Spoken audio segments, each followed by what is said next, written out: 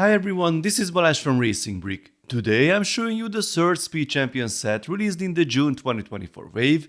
This is the 76925 Aston Martin safety car and AMR 23. Interestingly, the name on the box is slightly different than on LEGO.com. The box reveals that the safety car is actually a Vantage. This isn't the first Speed Champions Vantage released by LEGO, nor the first F1 car of the 2023 season. I will keep these around for comparison. We see both cars on a racetrack on the box. At first I thought it must be Silverstone because that's Aston Martin's home track, but the building is different. I couldn't identify the location, let me know in the comments if you recognize the buildings. The back of the box shows both cars from behind, a few details and a single comparison photo of the F1 car, which immediately reveals the unfortunate and striking difference between the real color and the color choice for the LEGO set, but we will talk about that later. Let's see what's inside. The set has 564 pieces, the price is €50 or $45 and is already available on LEGO.com. For all local prices, please check the link below. The box contains 6 numbered plastic bags, 2 loose base elements, 2 sticker sheets and 2 instructions. There is no additional information in the manuals and we don't get a photo of the real safety car either. Here is the parts list if you are interested. Now let's start building. We begin the process with this base. There are quite a few jumper plates and now the first stickered piece as well. We have the steering wheel and the seats here, then comes the front axle and some purple and light green parts just to annoy the Color Haters Association. Adding different brackets to the brackets on the side, this is what it looks like mostly covered. Adding the rear axle, end of bag 1. Here are the wheel arches, and just like many other parts in this set, these are also new in green. The hood is taking shape, but at this stage we only stack simple plates and bricks. I've added a lot of colorful pieces for no apparent reason, and the first interesting assembly of the build might be this one here. Can't wait to see the purpose. We've got minifigure neck brackets among other things, then these assemblies that click into place upside down with the cheese slopes. Oh yeah, we are forming the iconic taillights. But before those appear, we had the rear wing, end of bag 2. Now comes the light assembly with a 1x2 plate in the center with the Aston Martin logo printed on the side. Thankfully this is not a sticker this time. The assembly gets more complicated. Here are the exhaust pipes, then we cover the studs and the whole thing snaps into place. It fits right there. A sticker applied upside down and a couple of transparent elements. That's the rear window and it clicks in here. I love how it fits perfectly with the surrounding parts.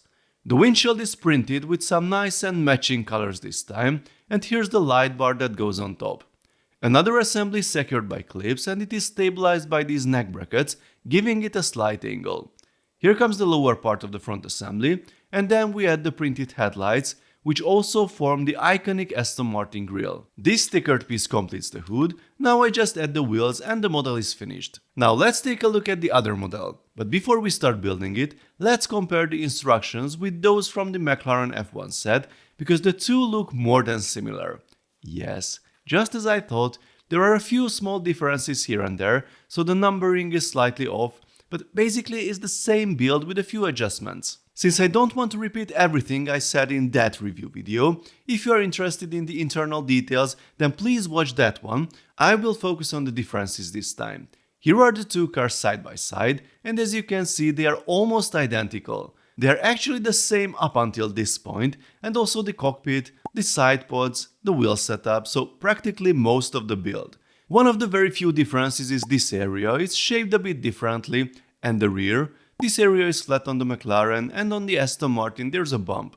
The other main difference is the rear wing and the surrounding parts. This solution on the Aston Martin looks a bit more interesting. And of course we have a zillion different stickers, some different prints. The nose cone piece is also printed on the side, which looks nice. Otherwise, of course, it's a Formula 1 car from the same season. If we compare the two Vantages, they are different enough to consider them as separate models. I mean, apart from the shape and the use of the parts for the rear lights, practically everything is different, which is pretty good. The question that arises here is more about the choice of model. Why did LEGO decide to release another Aston Martin Vantage? Aren't there enough interesting cars out there? Here are the minifigures included in the set. Both have new printed torsos, but that's about it. And that brings us to the question of the choice of color, and closely related to that, the choice of car and brand.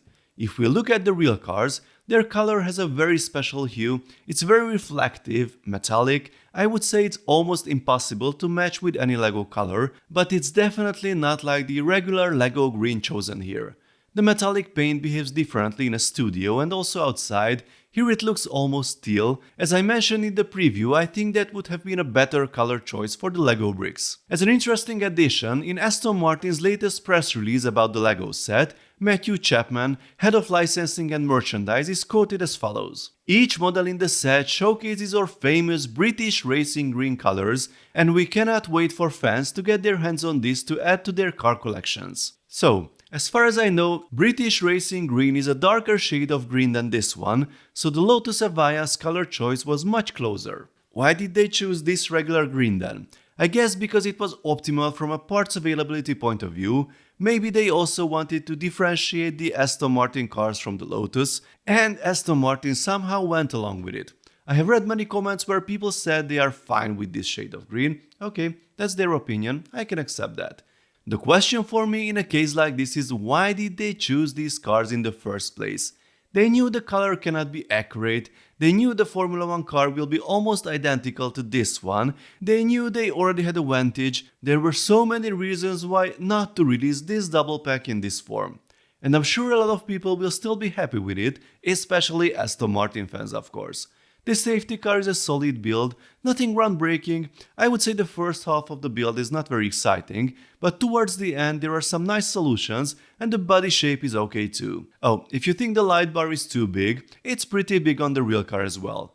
The AMR 23 is also a decent build. I can't find many flaws except for these parts here that still fall off if you just look at them closely, and the huge amount of tiny stickers you have to put on. Other than that, it's a nice F1 car. But we've already had something like this year, and I don't think we are going to get any more F1 cars from last year. So why only McLaren and Aston Martin? Where are the cars from Red Bull, Ferrari, Mercedes and the others? I stand by my opinion from the preview video. If LEGO had only chosen one team and one F1 car, that would have been fine, for example because of the close partnership with McLaren. But we have 2 cars, 2 teams out of 10. Why these 2? Why not the others? Why not all of them? I'm sure many fans are asking the same question and it's difficult to give them a correct answer. In any case, I don't want to sound too negative. If you like the look of these cars and you can accept the color, then I don't think you will be disappointed with the builds. Just don't expect too much new if you already built the McLaren.